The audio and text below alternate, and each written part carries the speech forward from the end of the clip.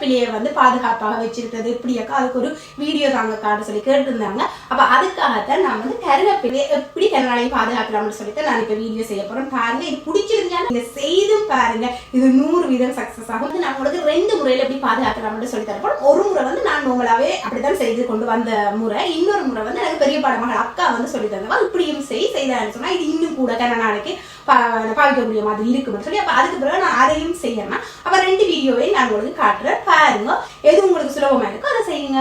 Paper ஒன்று எடுத்துட்டு நீட்டு paper எடுத்துட்டு அதை வந்து நீங்க இப்படி கருவேப்பிலையை வந்து கடையில வாங்கிட்டு வாருங்களா இல்ல மரத்துல புடுங்குறீங்களா அதுக்கேற்ற மாதிரியே எடுத்து நீங்க இதை இப்படியே நீட்டா இருக்கும் பொழுது அந்த தண்டோடு அப்படியே எடுத்துட்டு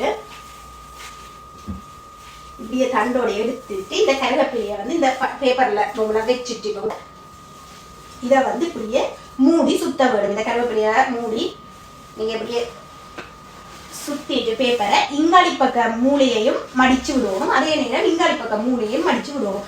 மடிச்சுட்டு நீங்க இப்படியே எடுத்து ஒரு சொப்பின் பேக், பொலித்தீன் பேக் இது மாதிரி சொப்பின் பேக்கில் வந்து நீங்க போட்டு கட்டி வச்சிங்களா இருந்தா 1 மாசத்துக்கு மேல இது வந்து பழுதாகாம இருக்கும். இது வந்து ஃப்ரிட்ஜில் எப்படி வைப்பீங்களா இருந்தா பழுதாகாம இருக்கும். ஆனா இப்ப உங்களுக்கு 2வது முறையில எப்படி இந்த கருவேப்பிலையை பாதுகாக்கலாம்னு சொல்றோம். ஆனா முதல் சொன்ன முறை வந்து உங்களுக்கு கொஞ்சம் ஈஸியா இருக்கும். டக்குன்னு கருவேப்பிலையை வாங்கணும், டக்குன்னு நான் சொன்ன மாதிரி சுத்தி போட்டு வச்சிங்களா இருந்தா அது நாளை பாதுகாப்பா இருக்கும்.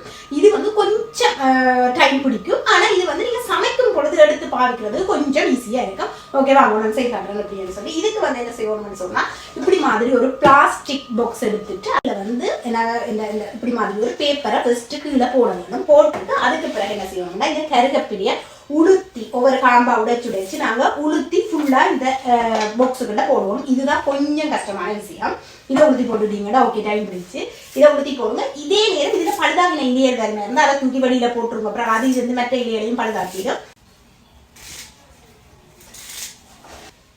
இப்ப பாத்தீங்கன்னு சொன்னா நான் ஃபுல் கருவேப்பிலையும் வந்து உளுத்தி இருக்குல போட்டுட்டேன். அதுக்கு பிறகு வந்து முதல் நாங்கள் இதுக்கு கீழே ஒரு பேப்பர் வச்சோம், அதே மாதிரி மேலே ஒரு பேப்பர் வச்சுட்டு மூடி வச்ச மாதிரி இருந்தா சரி. இதை தூக்கி ஃப்ரிட்ஜில் நீங்க போட்டு வச்சீங்கன்னா 1 மாசத்துக்கு மேல பாவிக்கக்கூடிய மாதிரி இருக்கும். ஓகே, இதே நேரம் வந்து இந்த பாக்ஸ்ல போட முன்னம் வந்து நீங்க கருவேப்பிலையை வந்து கழுவி நல்ல ஈரம் இல்லாம பண்ணிட்டு இதுக்க போட்டீங்கன்னா ஓகே. அப்படி இல்லையா நீங்க வந்து சமைக்கும் பொழுது அந்த கருவேப்பிலை எடுக்கும் பொழுது கழுவிட்டு அதை நீங்க பாவிச்சிங்கன்னா ஓகே. சரி, இந்த வீடியோ பிடிச்சிருந்தா லைக் பண்ணி கமெண்ட்ஸ் பண்ணி ஷேர் பண்ணுங்க. ஓகே, இன்னொரு வீடியோல சந்திக்கிறேன். பாய்.